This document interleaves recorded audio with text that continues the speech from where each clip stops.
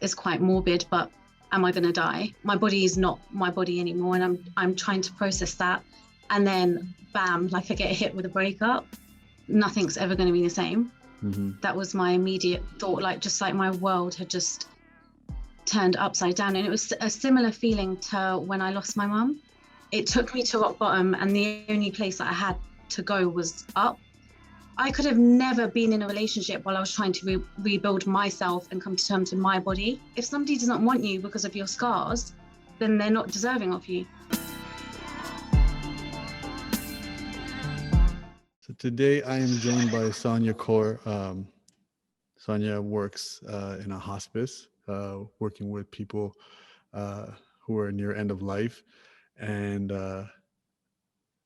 I discovered you through Instagram. I think you posted something of mine, and then I saw that, and then I did a deeper dive into your profile, and I just saw like, wow, like this girl's doing some dope stuff in terms of just thank you. Sharing your story, being vulnerable, being honest, being authentic. And that's not something you necessarily see on Instagram a lot. And it really hit me and really resonated with me. And I just figured, there's definitely got to be a bigger story behind this. And I just wanted to have a chat with you and come through that story. So thank you so much for being a part of the podcast. And thank you so much for being willing to share your story. Thank you for having me. Feel honored to be a part of it. So yeah, thank you. Well, we're honored to have you. So I know a little bit about you. And I think a lot of this started, and I'm sure there was stuff before this, but a lot of it started in 2016 with a cancer diagnosis. Yeah. If we could start there, just take me through this journey. I haven't experienced cancer too intensely directly, and I had one family member who had cancer, who addressed it in a short period of time. So I'm not too familiar with the entire process, but I'd love for you to share that. Yeah, so my journey with cancer kind of started when I was 8, because my mum was diagnosed with breast cancer when I was 8. And at the time when she told me and my sisters, all I heard was the word cancer, and everyone started crying, and I just started crying because they were. So I didn't really understand what it was when I was that young. So yeah, from 8 till 14, I kind of had a different relationship with cancer because my mum fought it on and off. So it would keep coming back as secondary cancer. And then when I was 14, she passed away. Fast forward to 2016, I was 28 and I found a lump in my breast. I was on holiday in New York, and it was my first day there. And just like, I can't remember how I wasn't particularly looking for it. Like, even though my mom had breast cancer, I wasn't somebody who would like check my breast regularly. Like, it wasn't a thing. I just happened to come across it when I was turning the other side in bed, and I just felt a lump. And like, my gut just told me it was cancer, because I remember my mom always telling me when I was younger, if you feel anything that feels like a stone, like, get it checked. And then, yeah, it's just, when your gut knows it's something's not right. So I tried to like just enjoy the rest of my holiday. I came back, I got checked. The doctors sent me away, said that they think it's just a hormonal lump and it's nothing. And it was still there. So then I went back like a month later, and I was like, it's not gone. So I went for a biopsy, and then that's when they told me it was cancer. And yeah, it's like, I can't even describe that moment of somebody telling you that it's cancer. Like, literally, you just know in that moment that nothing's going to be the same. And it obviously triggered me in a way that I started thinking about my mom, and started thinking about all the treatment that she went through, how she reacted. And obviously technology and medicine has advanced so much since then. But yeah, I just started relating it back to that. I can only imagine, just because you have a family history with it, and your mother lost her life to cancer, eventually from this. Do you remember some of the main ideas and thoughts that were going through your head, like when you got hit with this news, like right off the bat? Right off the bat was just, nothing's ever going to be the same. That was my immediate thought, like just like my world had just turned upside down. And it was a similar feeling to when I lost my mum. Just knowing that, yeah, like nothing's going to be the same again. I'm going to forever live a different world. And then second was just thinking back to my mum and all the treatment that she went through, like losing her hair, just feeling really weak. Also a massive one is quite morbid, but am I going to die? So yeah, well, completely those are like my understandable. main. Yeah, because for me, I relate cancer to my mum dying. So yeah, that was like one of the main fears in my head that popped up at that time. So now, I mean, getting this news and having all these fears and definitely being very reactive, you know, I mean, at this point, you know, it's not news anybody wants to hear. Where did you turn to in terms of gaining support, gaining education, kind of calming those fears down? Who did you have to turn to? What did you have to do to get there? First, I kept my humor throughout the whole process, like, which I found, looking back, was really important for me. Like there were moments, like, for example, after my first chemo, my hair was like probably about this length when I first like gave it the chop. So on my first chemo, my hair was probably a bob, because I donated my hair to charity. And then I remember I was being like violently sick after the treatment, and my dad and my sister holding my hair back as I was being sick. And I remember on the second chemo, by then I had shaved all my hair off and I was being sick again. And I remember just turning to my dad and sister and being like, oh, at least this time you don't have to hold my hair back, and just laughing about it and just like completely, just like bringing humor into a really shit situation. And even like in my hospital stays, when I was in hospital for 6 weeks after like a huge operation, I remember again just bringing humor, doing silly things like dancing whilst I'm getting a blood transfusion, like silly things like that. I just think just keeping that spirit and keeping that side of me, not losing that, I found really important. And I tried to like do a lot of things like watch comedies instead of watching like things that are too dark or too serious.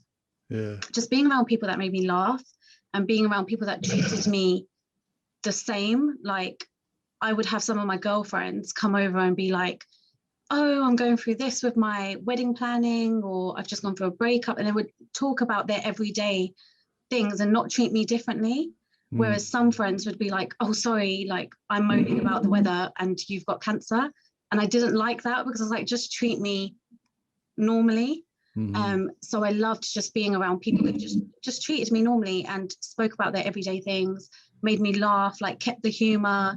So I think that really, really, really helped me. And then secondly, finding a community on Instagram, because as much as you have your family and friends who are there for you, who are supporting you, who are like giving you your medicines or taking you to appointments, sometimes they're doing so much that you feel like you don't want to burden them with any more. So it can feel quite lonely, because as much as they're physically there and they're supporting you, sometimes putting all that emotional stuff that you're feeling onto them as well, I don't know, you just stop yourself from doing that. And I found connecting with other women on Instagram who had breast cancer, who were going through it, who were survivors, like whatever their situation was, I felt like I wasn't alone.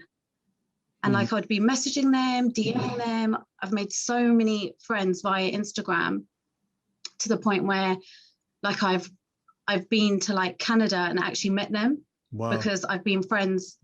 Yeah, like it's insane. Like I've actually developed real friendships with these women. So I think just having that community on Instagram, and that's why I've started speaking about it so openly on on the internet, because for the first 6 months, I didn't speak about it. I hid it. I didn't speak about it online. Only my close family and friends knew. And then when I started realizing how much these women have helped me by me like messaging them privately and talking to them, I thought, I want to be that person for someone. Like, I want to be that person that somebody messages and asks for help. And I have been now, like, multiple times. So yeah, I think keeping my humor, finding a community that actually understands you, and also just making sure that your support system around you are going to keep it light and treat you normally. And like, no matter what you're going through, it could be depression, it could be anxiety, it could be whatever. It doesn't have to be a cancer diagnosis, but I just think that's really important.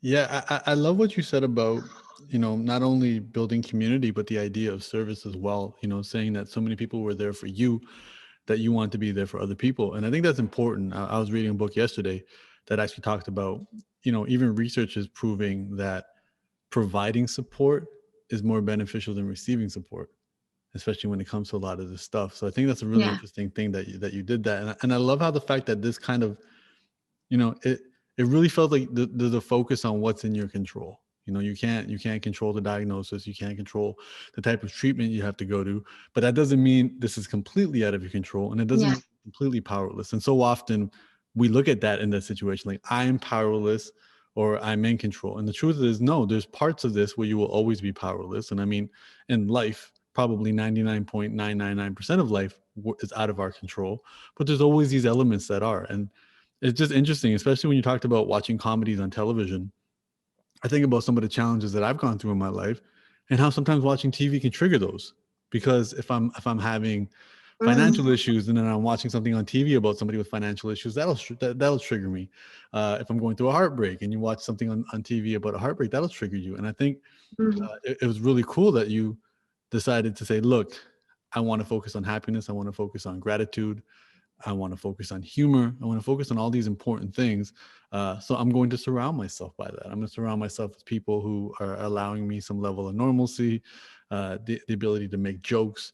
And I think that's really cool. And this idea of community, again, like, this stuff is so hard to go through. And then we make it even harder by assuming that we shouldn't burden other people with it. We shouldn't talk to other people about it. But the truth of the matter is, there's a community, and it isn't each one teach one type of situation where it's like, sometimes you got to lean on somebody and sometimes you got to be the person that they can lean on. And that reciprocal relationship, I think is really important. I know you spoke a little bit about it online too, about having the friends around you, and how, not having to go through this alone, even though I'm sure, and I saw in some of your art pieces, talking about there's an element of loneliness. You can be surrounded by a lot of people in a crowded room and still feel super lonely, especially if nobody's there that can kind of relate to what you're going through. And it's that feeling of connection that is really the antidote to loneliness, which is being around people that can actively relate to what you're going through and also be able to communicate that, as well, and it's about finding people who've gone through it with you. And I'm sure there's just little experiences that you can share with them that somebody who's never gone through this type of treatment, this type of trauma, can't relate to. And I know it wasn't all, just uphill from there. I know I'm reading in your stuff, you also mentioned a breakup after the diagnosis. If you're comfortable to talk about that. I got to a point where, so I had my chemotherapy. Well, first, let me go back actually. So we met, and my cancer diagnosis came very early in the relationship. So I think it was like 8-9 months. It was obviously new for both of us, him and me, and going through this process together. But he was like super, super supportive. He would take me to my hospital appointments. He would be there for me. He was one of the support systems that I had around me, who was constantly making me laugh. So in that aspect, it was amazing. And he was like a huge support during that time and during treatment. Then it got to, so I had chemo. Then because I've got the cancer gene, I had to make a decision on whether I wanted to have just the lump removed or a bilateral mastectomy. So bilateral mastectomy is removing both breasts. And if I just had a lumpectomy, it would be like a 90% chance the cancer would come back. So for me, it was like a no-brainer. Like I had to choose to have a bilateral mastectomy because I wouldn't want to go through chemo again. I wouldn't want to do all of that again. But I was in the less than 1% that got severely ill. And instead of being in hospital for 5 days, I was in hospital for 6 weeks, unable to move, had multiple surgeries, had 2 or 3 blood transfusions, like literally couldn't eat, couldn't walk, couldn't do anything. And then I came out of that slowly, started being able to walk again, came out of hospital after 6 weeks, rebuilding myself. All my plans I had made throughout my whole cancer was with him. So we would be like, once you're recovered, we'll go on holiday, or once you're recovered, we'll do this together, we'll do that together. And like all these plans were solely just with this one person. And then, yeah, so about 2 months after I came out of hospital, I'm grieving my old body. I've got scars everywhere. My body is not my body anymore, and I'm trying to process that. And then bam, like I get hit with a breakup. And that was, out of everything, my rock bottom. And everyone was saying to me at the time, they were saying, but you've gone through cancer. Like, how is this your rock bottom? Like, you can get through this. Like, you've gone through cancer. And like really like dismissing the fact that it's completely different. Like a cancer diagnosis, you have to do what the doctors say. You have to go through the process. You try to control as much as you can, like your diet or whatever else. But a breakup is like rejection, and on top of that is rejection plus you've got a new body that you're trying to come to terms with, and then you have thoughts that maybe this is because of my bilateral mastectomy. Maybe this person is breaking up with me because of my scars. You know, it literally took me to like the darkest place like ever. But that's when I feel like I truly started to rebuild myself, because it took me to rock bottom, and the only place that I had to go was up, like bit by bit. And I just felt like if I was still in that relationship, I would have not done half the stuff that I've done today, and I would have not rebuilt myself the way that I've rebuilt myself today. Like I was saying, all my plans were with him. Yeah. And then when he was gone, yeah, I kind of had to question, well, what do I want to do for myself? How do I want to rebuild myself? How do I want to take this journey of recovery? And I started doing things like I created a 30 things to do before 30 list. And one of them was go on a solo holiday. And I went to a solo holiday to Toronto and met some of the cancer survivors that I've connected on Instagram. And I did like a photo shoot of my scars.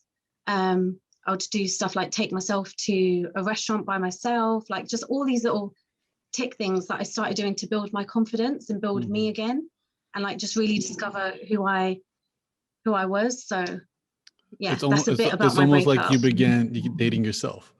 Yes, literally. Yeah. Yeah.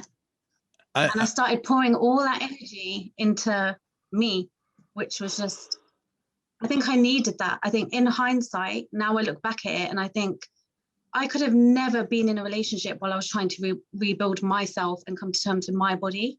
Like it just would have not worked. Yeah. I mean, that's such an interesting perspective to have. You know, when we have somebody in our life and, you know, there is no you and me, there's an us, and all the decisions and the choices are the us. So, you know, the cancer's happening to us. We're going to treatment, we're going to get through them. We're going to make these plans. And then all of a sudden somebody decides, okay, well, it's not going to be an us anymore. It's going to be a you and me. And if you're not the person who made the choice, it flips you on your head. And I can completely understand how that can be more jarring even than a cancer diagnosis, because a cancer diagnosis is like, okay, I got hit by a car, this thing happened. Now, I can process it. There's a genetic history Yeah. here. There's very little I could have done to avoid this or prevent this. But when it comes to breakups, all you're thinking is, what could I have done different? What should I have done different? How could I have Mm. saved this? And you go through these what ifs, what ifs, what ifs, what ifs. You Yeah. start to hyper blame yourself for these situations. And also, there isn't a roadmap. As you said, there isn't a doctor providing you a roadmap saying, this is what we're going to do. These are the statistics, get through it. Yeah. This is what may or may not happen. It's very clear. And all of a sudden, when a breakup is like, Yeah.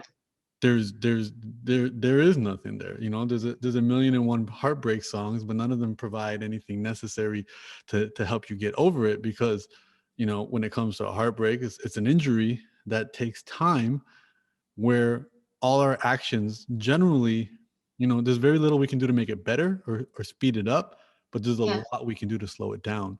But I do want to honor you, because one of the themes in these conversations that I've tried to really share with the listeners is that there really isn't a rock bottom. And I think I always want to remind people, it can always get worse. And I feel like where you hit what you consider the rock bottom is the moment that you decided that things need to get better. And that's the foundation you decided to build upon. And you did have the option of making it get worse. You did have the option of making more choices to go even deeper. Yeah. That's true. That is true. And I want to honor Oh, you I for like that. that. I like that. Yes, because I think people Yeah. always need to remember, it can always get better and it can always get worse. So let's never passively wait to hit this rock bottom, because it's not going to come.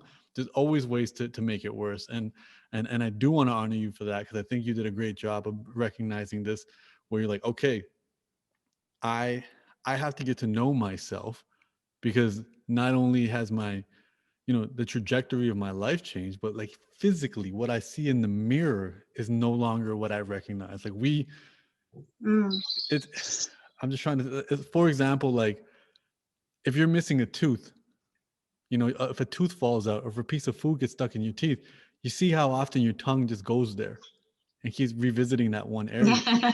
because your tongue's like, this is new. What is this? What is this? What's going on? This is unexplored territory. This is, your tongue has Yeah. a brain of its own almost. And it's just like, what is this? What is this? And, we get a zit, Mm. we get a pimple, we get a scar, we get whatever, it stands out because it's no longer just what you're used to. And then and just to even trying to wrap my head around the fact that, Yeah. and we'll share the link to your Instagram so people can kind of see the scars, because you did share some beautiful artistic photos of your scars. Um, I can only imagine what that must feel like. And then, we put our identity, who we are, into our circumstances. It's kind of like a flag. We put it into our beliefs. Yeah. And all of a sudden you plant your flag in this belief, and then that ground disappears, whether it's a relationship, whether it's your health, whether it's a job. And then all of a sudden you're just like, who the fuck am I? Like who's in front of the mirror? Yes. And I really love, and this is something that I've been exploring a lot, is people doing the right things without knowing they're doing the right things. People having the correct answers and not knowing it. And I feel like your list, Yeah. 30 things to do for your 30, what that really was you were dating yourself. You're like, I don't know who this is. Let me get to know this person. And Yeah. the number one thing, especially after a breakup, because the biggest, one of the challenges in breakups is kind of like the memories. You walk by a certain street, you have a memory with them there. You eat at a certain restaurant, Mm. watch a certain movie. So one of the things that you need to do is create new memories, right? And creating new memories means new environments, new experiences. And the fact that you took yourself to Canada and you met new people and you created new memories, and these new memories begin to define the new you. And I think that's really important, especially for everybody who's listening. Like, we are so used to getting stuck in our routine of daily life, going to the same places, hanging out with the same people, watching the same things, eating the same food. And what we don't realize is there's so much more within us that hasn't been revealed because we haven't put ourselves in a new environment to reveal it. You know, we don't know who we would be if we jumped out of a plane. We don't know who we would be, you know, if we were swimming in the ocean. We don't know who would be on the other side of town. You know, I'm not encouraging people to spend a lot of money and hop on a plane, but, you know, hop on the train and go to the other side of town and just walk around and create a brand new memory of a whole different part of your own city. So I love that. I love that you did that. And I really feel like for anybody listening, um, who's going through a heartbreak, who and many times heartbreaks happen at the most inconvenient times. Like, you know, they don't wait till you're 100%. They, you know, you're already down, and it kind of feels like the universe is kicking you in the ribs while you're down. And it's a test of your resilience. So I really want to honor you for that. Um, I also, you know, going back to your body, um, you know, I'm going to acknowledge that I'm a guy. I'm a Punjabi boy, so I'm super privileged and spoiled in so many capacities. But as a guy, especially, even as a public figure, like I don't have to wear makeup. I don't doll up. I don't have to, you know, uh, you know, even though a lot of people know who I am, like from a public appearance, and I know this because when I spend time with Lily, I can see the differences in terms of how people treat us, especially if, you know, they run into us at the grocery store and she might not be, you know, Yeah. in presentation mode, you know, versus what people put on Instagram, that there is this pressure. And you know, and some of the, you Mm. know, I have friends who are full-time professional models, you know, being paid to be pretty. And even they feel that pressure.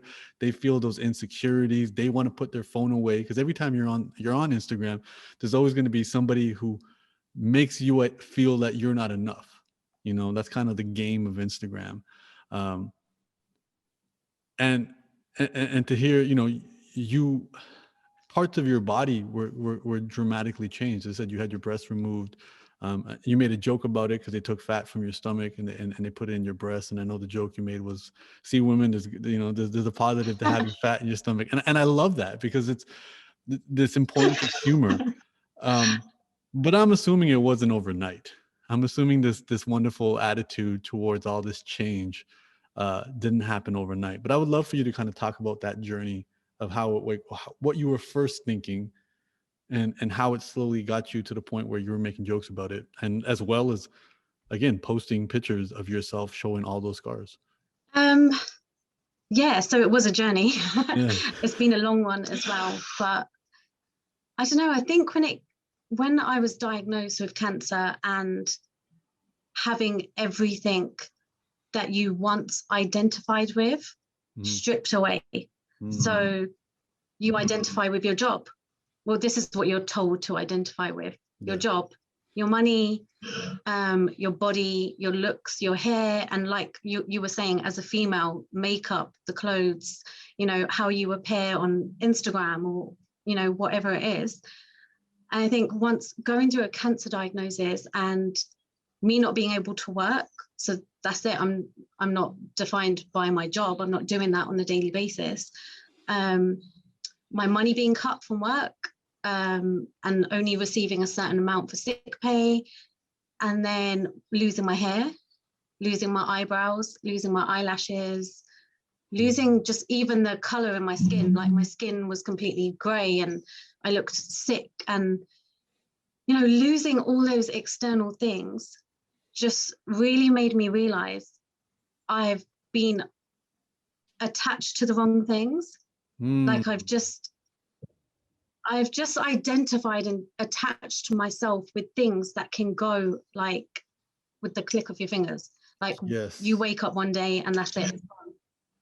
Because even with COVID, you can relate it to COVID. Like people have defined themselves with their jobs Yep. for much of their lives. And then you've got COVID and you're on furlough, or you can't work, or you've been made redundant and you don't have that anymore. And then you're looking around thinking, who am I? Yeah. Yeah. So Yeah. I just feel like cancer diagnosis itself took me on a journey of stripping me of things one by one, and took me to my real true essence. Like, I don't know how to describe it, but it just took me to, like, who am I? And I started to change the way I thought, and I started to change the way what I identified with. So I started to identify with my compassion. I started to identify with my empathy, my humor, the fact that no matter what I'm going through, I still ask my friends and family, how are you? Like, I started identifying more with like things that I noticed about myself during the worst times. Like, I'm ill, but yet I'm still there for others. Yeah. And that's what truly made me start loving myself. And then obviously I went through the breakup, and no, I didn't automatically love my new body and my scars. It was, there was days where I couldn't even look in the mirror. There was days where I would look in the mirror and I would cry. There was days where I thought, when he broke up with me, that I will never meet anyone ever again because of my scars. Like, who's gonna want me? I have all those. I'm not gonna sit here and claim to be like positive all the time, or have, these empowering thoughts all the time. I've had the negative thoughts. But with those negative thoughts, I just changed my thinking, and I started like replying to myself in my head and being like, well, if somebody doesn't want you because of your scars, then they're not deserving of you. Or I would ask myself, Son, if somebody you were interested in had scars, or, for example, had their testicles removed because they had cancer, or, would you judge them for that?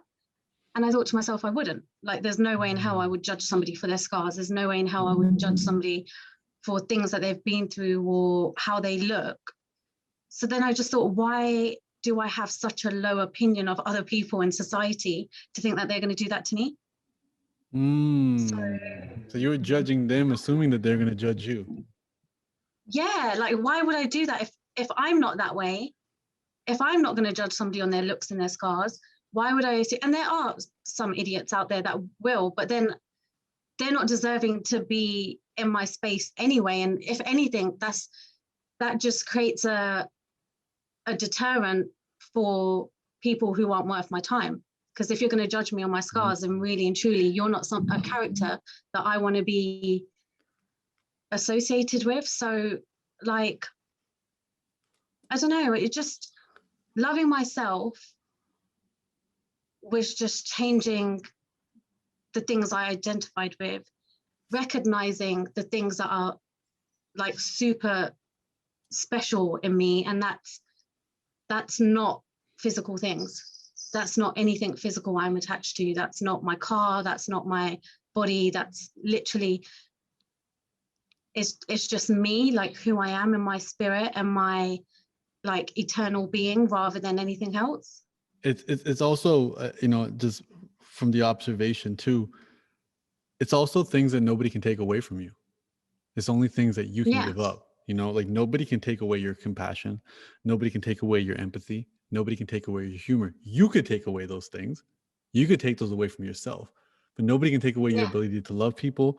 Nobody can take away, your sense of self-worth. Nobody can take away your ability to be concerned with other people's well-beings, no matter how bad that is. And I think that's really interesting, because it's kind of like, I remember going through a process of that myself when I suffered some loss. And it's the same thing. It's how we identify ourselves. And I love that you brought up COVID, because most often we're existing in autopilot. We don't know we identify with these things until somebody hits the pause button or the stop button, or just mashes our worldview. And it's like, you have those moments where you're in the middle of the pandemic, the whole world's locked down, and you look at your closet and you're like, all of these clothes are just for me to wear at work. That car is only taking me to work. All of my stuff is about going to this job, and this job is just about me buying the stuff. Like, there's something weird happening here in this relationship. And it's kind of, it's the same way when we think about, who we are. Like, I am, my partner's partner, or I am, I am this this person with a reputation, or I'm this person who's known for their looks, or I'm this person who's known for their money or their fame or whatever.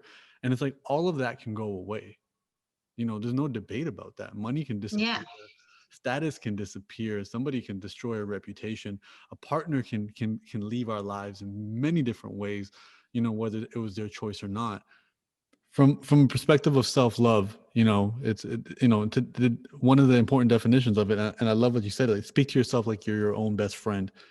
And you know understanding that you deserve love and respect, and you do not have to be anything or earn or accomplish something to have love and respect. Just by existing, you deserve love and Yeah. respect. And that's what a best friend would say to you. A best friend would say, it doesn't matter if you have scars.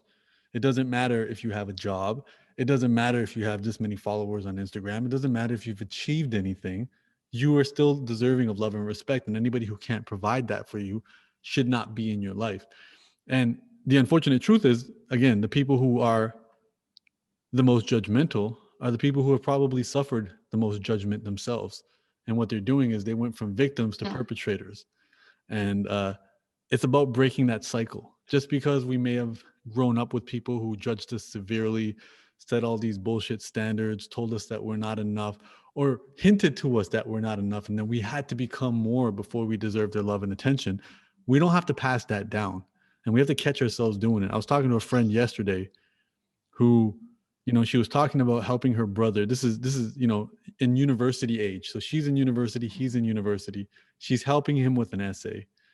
And he makes a mistake while he's typing the essay, and she like kind of yells at him, like, what are you doing? That's not what I said. And then she had this flashback moment of like sitting at the kitchen table with her mom as a child doing math, and her mom yelling at her the same way, and her Mm. realizing like, whoa, wait a minute, I don't want to be like my mom when it comes to this. And I think it's a really Yeah. interesting practice for us to kind of realize that, especially in this journey of self-love, to realize that the things that make us love and worthy of love are things that nobody can take away from us. They can't take away our ability. For me, one of the big ones was telling the truth. I tattooed it right here on my hand, and it was that idea like, this is what's in my wallet now. You know, when I lost somebody and I felt like I lost my identity because I used to, Yeah. people used to love the couple, or people used to love the status or whatever. And it's like, okay, now I lost that. Now I'm nothing. No, what I have is the ability to tell the truth, and nobody can ever take that away from me. I can only forfeit it, or my ability to love people, or as you talked about, the ability to have compassion, humor, all of these things. And I think, not even cancer can take that away. And Yeah. I want to honor you for that. And I feel like for those folks who are listening, it'd be really interesting for you to create this wallet, a wallet of self-love, and be like, what's in my wallet that nobody can ever take? And the other interesting thing about all these things in the wallet is the more you give them away, the more you have. Mm. The more humor you share, the more humor you have. The more compassion you share, the more compassion you have. And it's and you were talking about it. You're just hacking away at what's not essential. You have this Yeah. outer layer. The outer layer is, this is who I am. This is what I do for a living. This is how I look. This is what I have. And then we peel away that, and then we get the core of who you really are. And the beauty of it is you can keep peeling away, and it gets even deeper and more beautiful. So I really love that, that you did that. And I want to thank you for sharing that part. Um, I also love the fact, and this is something that I've been also exploring. Again, I don't know how social you were or weren't before a lot of this shit hit the fan, but Mm. there's something really important about the art of storytelling. As a species, as humans, Yeah. telling stories is how we've gotten this far. You know what I mean? Like, we were painting on caves, to warn future generations about stuff. Like, we've been doing this for tens of thousands of years. Um, what motivated you to turn to art when it came to this? Like, like doing that photo shoot. um you know my personal definition of art is, taking all the things that hurt and creating something new from it that will benefit other people. And Um, what motivated you to take that route? I think what motivated me to to speak about it, to storytell, to take pictures of my scars. I think it was the fact that, so growing up and my mum dying at such a young age, I constantly heard, be strong. I just constantly heard that from all family members.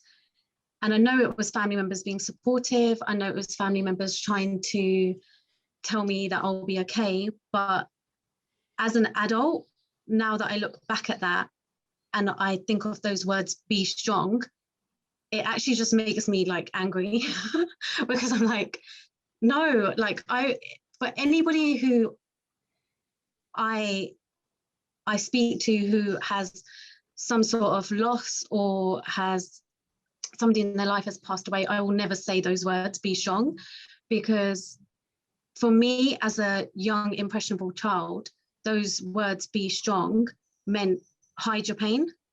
It just meant hide it, like go in your room, cry, be strong for your family. And that is literally what I did. Like from age 14, I wouldn't sit there with my sisters or my dad and just cry and be like, I miss mum.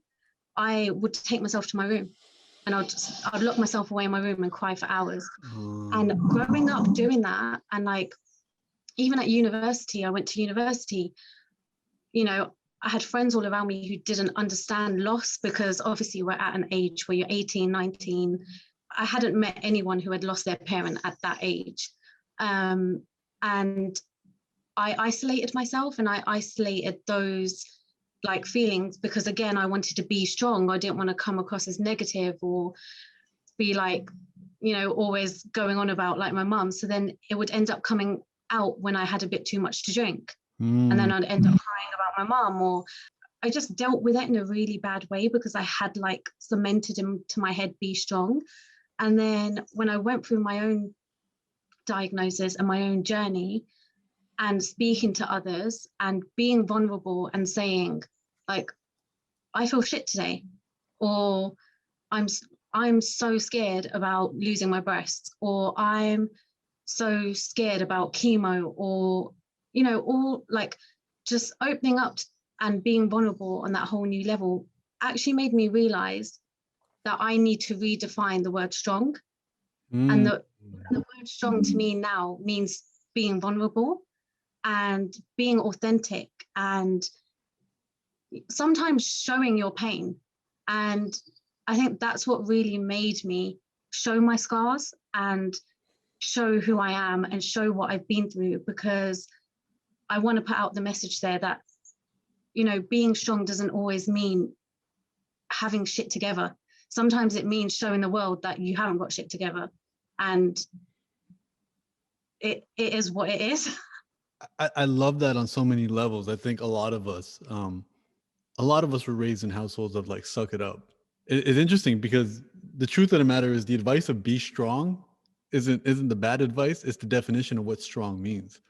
Yeah. And I remember it's, you know, embarrassingly enough, it was like no more than 4 years ago that I first hear that idea that strength can only exist in vulnerability. And before that, I was, and I still do, and I'm still working through it myself. It's just, you know, dealing with the damage of the suck it up mentality. You know, you lose somebody, suck it up. Don't let them see you cry. Yeah. Don't let them see you weak. And I understand where in some places, you know, it may or may not come in handy. You know, I grew up in I went to school in a challenging neighborhood. So, you know, obviously you show any sign of weakness, you can make yourself a target and stuff like that. But like overall, you know, especially as we become adults, and I really love what you said about looking back as an adult, because so often we don't do that. So often we don't revisit something, and we just hold on to the way we looked at it as a kid. You know, like your experience of losing your mom at 14, you know, you have a 14-year-old brain. You know, science shows that the brain is growing up until 25. You know, so that 14-year-old brain, that cannot be tattooed as the experience. And then you revisit it as an adult, and I'm sure if you revisit it 10 years from now, it'll have a continued new context for you. And I love that you said that when it comes to being strong, which is realizing the value of vulnerability, because and I quote this all the time, it's my favorite Jay-Z line: we can't heal what we don't reveal. You know, when we're told to, and the truth of the matter is too, and I love how you brought it up too, like, you know, going to university and just drinking, you're not suppressing it, you know, you're burying it down, and then it's going to come back out under the right conditions, and the right conditions might be a couple of drinks and it comes out. And I think it's really interesting, and especially a constructive way of revealing it, a constructive way of being vulnerable is through creativity and art. And you know, being able to share, and you know, sometimes it's therapy in itself. It's that journey of itself. It's not about what the finished product is. It's not about the picture of you laying down nude showing your scars. It's about the journey that got you there. Like, I can only imagine what it felt like to have the idea, to probably instantly feel a shit ton of fear, to, you know, start planning it, go through that process, find a photographer, and then the day of, I'm sure the night before, you know, what it probably made you feel. And then you're there. And then you've built it up in your head, all this fear, and then now you're there taking the picture. That entire journey, like what you're doing is you're unlocking an evolved version of yourself who's willing to do it. And all of a sudden you catch yourself in a situation where you're like, 5 years ago, that version of me, if the 25-year-old version of me saw this person, they would be just like, holy shit, who is this person? And it comes from, I love it because the cancer found you, the breakup found you. These are uncomfortable, unfamiliar, unplanned situations, and you grew from them. You know, you know, you didn't just fall down and give up. You know, it knocked you down. You got back up, and knocked you down maybe 70 more times. You kept getting back up, and you grew from it. You developed new tools, wisdom, a resilience. But then what I love is now you're like, okay, now what's scaring the fuck out of me? Let me dive into it. You know, these nude pictures didn't happen by accident. They didn't find you. You found them. And now voluntarily by doing that, you're also evolving and you're strengthening yourself. And you're doing it in such a way where other people get to gain your strength. As I said, like, you're sharing the strength with everybody else. And it was interesting because I'm talking to another friend who is using their Instagram, and they're doing similar work where they're sharing about being divorced. They're sharing about being in the mid-30s, not having any children, kind of talking about all the stuff that, you know, the disappointment of the brown girl, pretty much.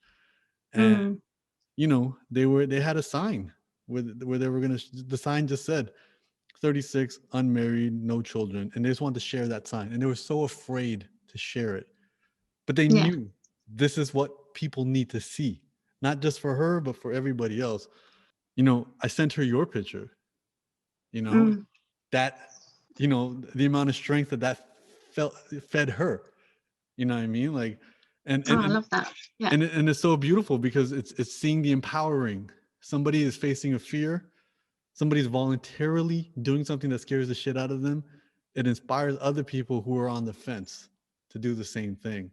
And it can be anything. I remember posting a picture of Colin Kaepernick, the American football player, on my Instagram, thinking nothing of it. I'm just like, you know, this is the revolutionary, you know, in our heritage. You know, we grew up with plenty of revolutionaries, you know, and we salute them. And then having an author call me, and he's like, "You're so brave for doing that. I'd be so afraid of alienating my audience if I did that. I'd be so afraid of alienating my publisher, losing opportunities, losing sponsorships." And it's like, because I found strength in seeing you do it. And so sometimes we don't even realize that we're doing it. And I think there's the beauty of that is when we do what's good for us and we do it in a public forum, we do it for everybody. And I really wanted to salute you for that. One thing that you've been talking about, but we didn't isolate on, is gratitude. I'm hearing a lot of gratitude when you speak. For somebody who's gone through as much as you've gone through, I would love for you to kind of go deep on this idea of gratitude, why it's important, and when you practice it. I think it just comes naturally to me, to be honest. But again, relating back to like relating back to like when I lost everything during cancer, and then looking back at, say, pictures of me pre-cancer, or remembering times where, like, pre-cancer, I would think that I was fat, or I would think that my hair was too curly or fuzzy, or, you know, I was really like just nitpick at myself. And then the girl who sat there bald, like with grey skin and no eyebrows, is looking back at this old picture of herself and being like, shit, I didn't appreciate who I was then. And I think that has made me realize, like, no matter what stage you are at in life, there's always another version of yourself that would be grateful to be there. I don't know if that makes sense. It Does that does. make It sense? makes complete sense. So yeah, like I used to look back and be like, I wish I was that girl again, and I wish I had this mindset that I have now as that girl. Oh yeah. And I just think, like, now I could be, every day I could wake up and I could look at my body and I could be like, oh, I've got scars, or, you know, it's not how I want it to be. But then a version of me 10 years in the future could look back at the me now and be like, you know, anything could happen to me. I could lose a limb. Do you know what I mean? Anything could happen in life. And I could be looking back at this version of myself and being like, I wish I appreciated her. I wish I was more grateful for the version that I was then and the things that I was able to do. So I just think, from being in a position where I was in hospital, unable to walk for 6 weeks, like any little thing now, like I'm just super grateful for, whether it's an experience, whether it's just eating my favorite meal. Like, I know it sounds silly, but sometimes I have moments where I just get like an overwhelming feeling of, wow, like I'm showering myself. Because in hospital for 6 weeks, my sister had to shower me. Wow. Like I could not shower myself. I couldn't go to the toilet by myself. I couldn't walk. I couldn't eat. Literally, like I could not do anything. So those little things that I do now, like there are days or weeks where I go by and I don't really think about gratitude, and I don't really think about, you know, feelings of being grateful. But then there's overwhelming moments where I'm like, whoa, I'm showering myself, or I'm brushing my hair and I'm like, my hair's really long, like my hair's grown. Or I love those moments, like, of overwhelming gratitude, because I just think I've come so far, and these like tiny little things that people take for granted are just so important. Like having a meal, showering yourself, walking, being able to talk to someone, being in your own environment at home, having the ability to walk. They're such basic things that people need to practice more gratitude for, because once it's gone, I don't know, just once it's gone, it's insane. Yeah. The species that we are. So, like, you know, where a survival technique that we have is to, you know, our brains do so much work to ignore things. We have to. You know, there's so much happening all the time. We can't absorb every color we're looking at. We can't look at everything. We can't smell everything. So our brains do a lot of ignoring. And it's going to ignore things that are supposed to be where they are. And then it's going to focus on things that are out of place, because that's what kept us alive 40,000 years ago. If something was out of place, if there was a certain smell, a certain sound that wasn't normal, then we'd have to hear it. And the paranoia that comes from that could be the difference between life and death, because it could be a saber-toothed tiger in the forest coming after us. The problem now is we're no longer in these physically dangerous places, but we still have that mechanism. So what happens is, if the food's in the fridge, we ignore it. If the water's always hot, we ignore it. And then we only start to realize it when you have these moments of like 6 weeks, I can't even bathe myself. You know, I had a similar situation where I had a severe back injury, and I couldn't move, you know, for 3 whole days, and I would have these electric shocks in my back. And at the same time in my career, I had just done a very big commercial for Apple, and they had just sent me the check. It was a very big check, but I had to walk with a cane to the bank to deposit the check. And just having this moment of like, what's the point? Like, what's the point of anything? What's the point of you enjoying this stuff if I can't even walk anymore?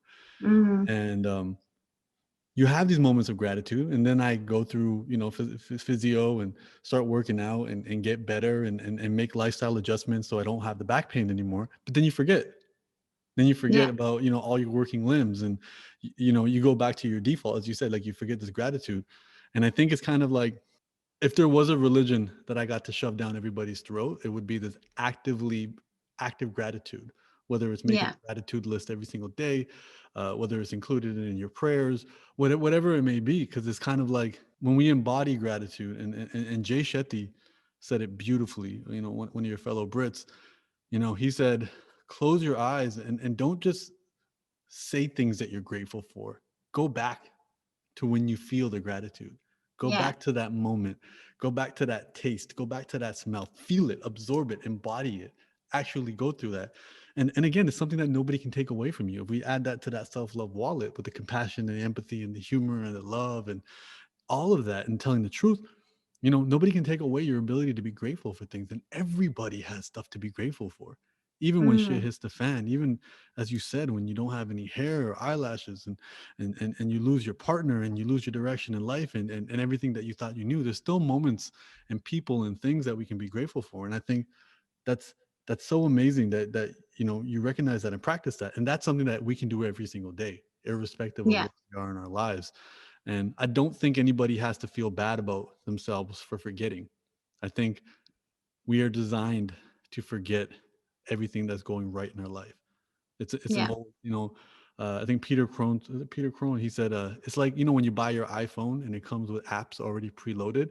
Mm. This ability to forget things, that's an app that's already preloaded in us as humans. So if we recognize that and we don't beat ourselves up over it, and we just actively remind ourselves that, when we have a to-do list, it's like, okay, talk about things that you're grateful for, talk about things Yeah. that you feel are important. And I think having those conversations with ourselves, um, also it comes through in prayer. um, Yeah. I'm recently learning kind of like the value of prayer, irrespective of what you believe, because prayer allows you to be as honest as possible, because you're having a conversation with God, the source, the divine, whatever you want to call it. But it's only you, and you're not doing it for Yeah. anybody else. Nobody else is listening. And in prayer, the only two things that we're doing is we're asking for stuff and we're thanking. We're being thankful for stuff. And that's an opportunity where you can say, you can be thankful for things that you wouldn't admit to other people. I've been in Mm. situations where, fortunately, having enough money helped me get out of the situation. You know what I mean? Like, I was able to afford to deal with the situation. So I can be grateful for having money. Sometimes that sounds shallow, Mm. but in that specific situation, if I'm in a situation where I was able to, some of my friends, during the pandemic, they were impacted very deeply. I'm grateful that I could Mm. be in a situation to help them out.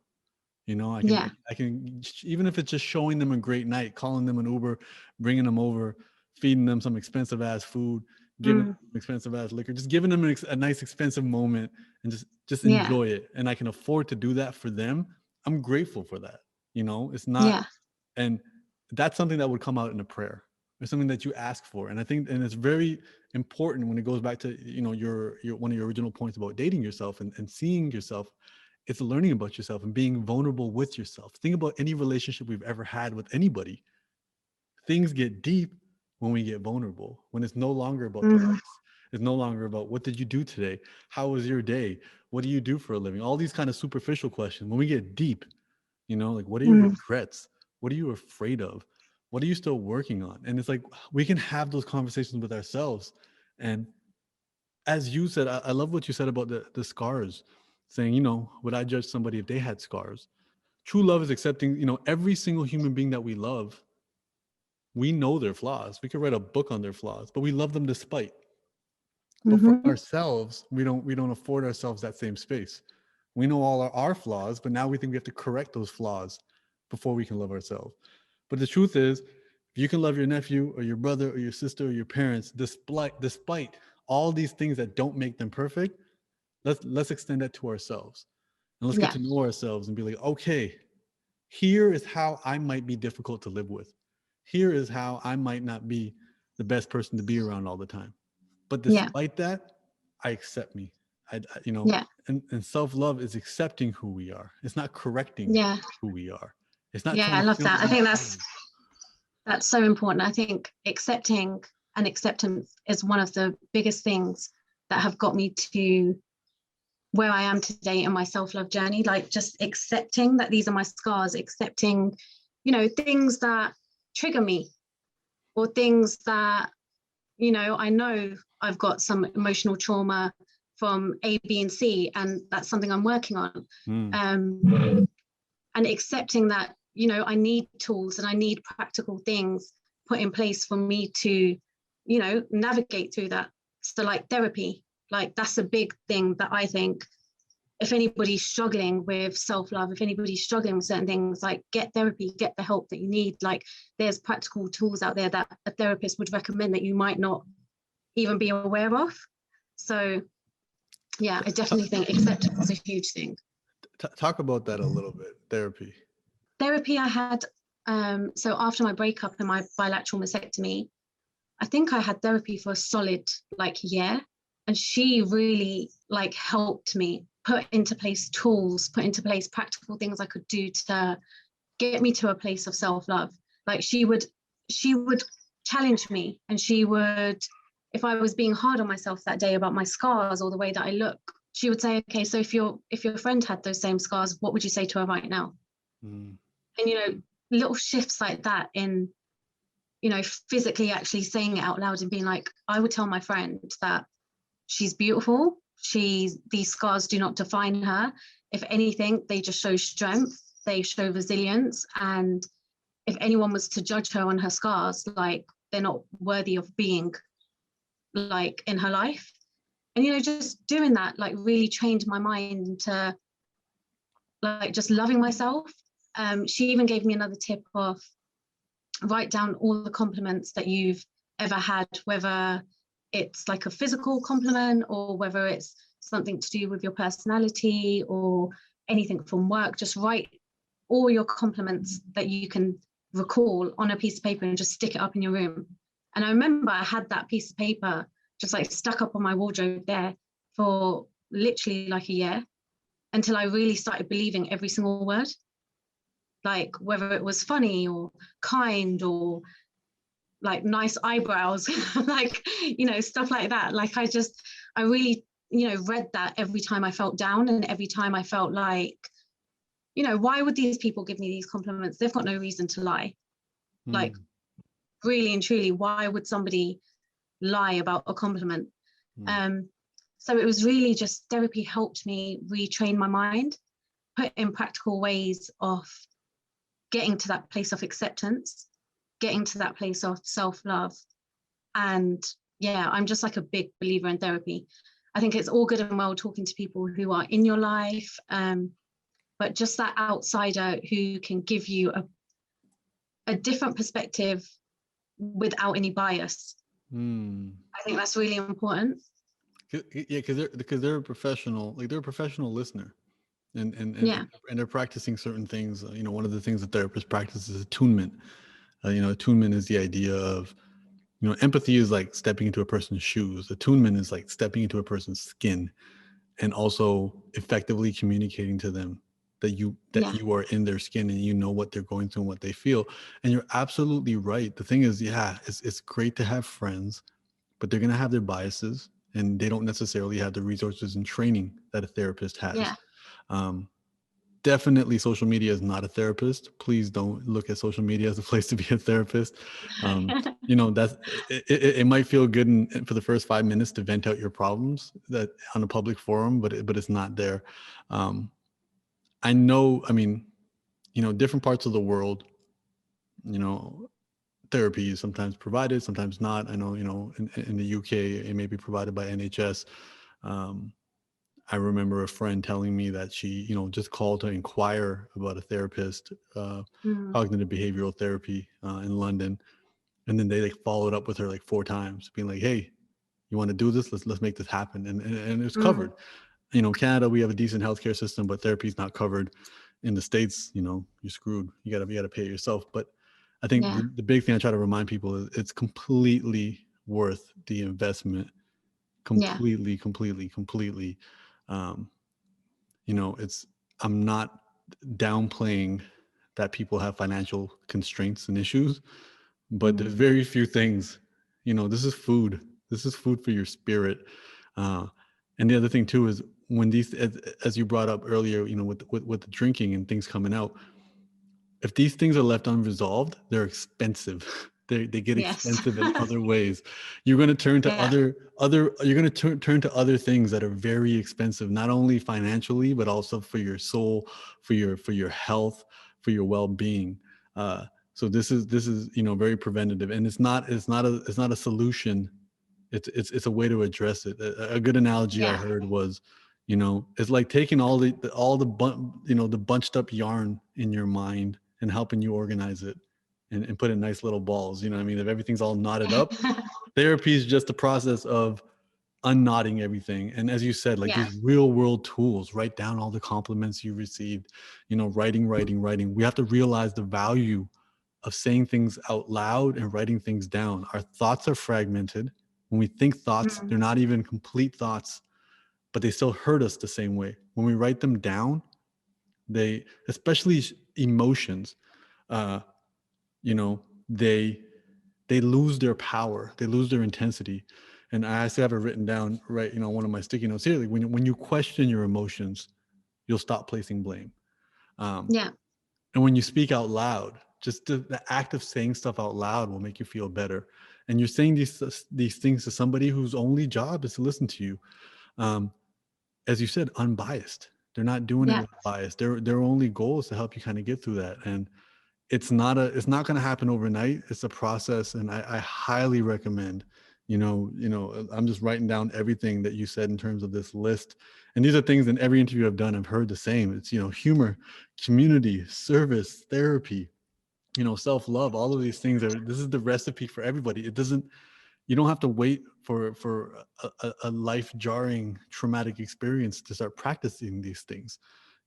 This is what will get you prepared for when the curveballs of life come, because they will. And I Yeah. love what you said about uh 10 years from now, you don't know what else may Mm. not happen. I know you've also, on social media talked about, just you're still going through this cancer journey. um you Yeah. know it was recognized that this came from a gene, and that you inherited from your mom. um and in that in itself, I'm sure brings up a lot of other questions in terms of what your future holds for you. um Yeah. I want to wrap this with one last question. If you could travel 5 years in the future, okay, what would 2021 Sonia say to 2026 Sonia? That's a good one. Um, okay, what would I say to future me? Yeah. I would ask myself and question myself if I'm still identifying with the right things. Mm. So, future me, are you identifying with your job more than you should be? Are you identifying with materialistic things more than you should be? Are you identifying, what are you identifying with? So I wouldn't necessarily say anything to her, but I would question her and say, like, are you on the right path? Are you still identifying with, things that are in your eternal being rather than anything external? Are you still identifying with that? And are you still practicing ways to build on that and nurture that rather than all the other external things? I love that. um I just want to honor everything you say. I'm super, super grateful for just everything you shared. I mean, just the idea of focusing on what's in your control, who you are, defining yourself. I know you said the idea of, you have to rebuild yourself, but it really sounds like you were just evolving. The idea of the phoenix is, the burning off of the old feathers for the new ones to kind of arrive. And Yeah. um, I love the fact that, you know, maybe 10 years ago, that version of you would have just not been able to process having scars, losing people, losing your health, losing your ability to be independent for a while, all of that. And now you've kind of viewed that all as strength, you know, breaking our cultural cycle of the suck it up mentality, the be strong, you know, redefining strength as vulnerability, and seeing the Yeah. value of that. And, you know, being able to pass that down, I think it's going to be really important for people to find that strength, and what they're willing to share and reveal, and being able to hold space. You know, a lot of people aren't able to do it because they don't have space. And I really appreciate you for doing that. Um, you know, recognizing the importance of just treating yourself like your best friend, um, Yeah. understanding that by default, you deserve love and respect, and you can honor that, and not be around people who can't provide that for whatever reason, whether they're victims Yeah. of it themselves or they're just assholes. It doesn't matter. It's up to us. Yeah. And very often, you know, we we spend time around people that remind us of the flavors of trauma that we had growing up. You know, so somebody may not be right for us, but they feel familiar because, you know, we Yeah. were all raised by flawed human beings, and their flaws just feel like a warm blanket, you know. And then we Yeah. start to be around those same people. And I love that you realize that, look, that can't be the priority, you know. That's low level thinking. That's that outer layer. That's that my job, Yeah. my hair, my identity, my money, my boyfriend, my this, my that. Mm. And you've gone deeper, and I think that's super important. um and seeing the value of quote unquote losing it all, because, you know, there wasn't a lot of loss. It just sounds like there's a lot of gain, even as you talk. Yeah. And again, just honoring you as being a cancer thriver, and thriving through this. And, you know, fuck cancer on every single level. You know, I hope there's a day where that definitely gets eradicated. And Mm. I just want to thank you so much for sharing your story. How do you want people to connect with you and find you? Because I'm sure a lot of people will want to after this. Um, yeah, they can follow me on Instagram. So at Spicy Kel Lover. So yeah, it's a bit of a weird one. Maybe we should talk about that real quick. What's up with the spicy kill? Okay, so it was Spicy Chicken Lover, but then I got cancer and I was trying to do a bit more of a vegan thing and cut down on meat. So I changed it to Spicy Kale. But yeah, so you Okay, can follow me spicy on kill Spicy. lover. Yeah. And I just want to say one more thing about I can't remember, you said something earlier, but it made me think of a list that I did. Okay. I think it was about gratitude and just seeing the positives that came out of me having gone through cancer. And I have like a list in my phone that I constantly, if I'm ever feeling down, I refer to, and it's like literally anything that I gained. Oh, that's what it was. You said losing it all. And I've got a list, and it's huge, and it's all about all the things that I gained and learned through having gone through that. So yeah, I think that's an important tool to have, that when you go through something negative, put down on pen and paper, like, what did you learn from it? What has it changed in you? What has it changed in your thinking? Because so much came out of me having cancer. Like, I would, if somebody asked me now, if you had a special clock that went back in time and you didn't have to go through everything you went through, I wouldn't change it, just because of everything that I've learned. So yeah, I think it's really important to keep note of that and remind yourself of it. So yeah. I love that. And it reminds me of of a quote of, like, you know, we avoid hard things so we can arrive to death safely.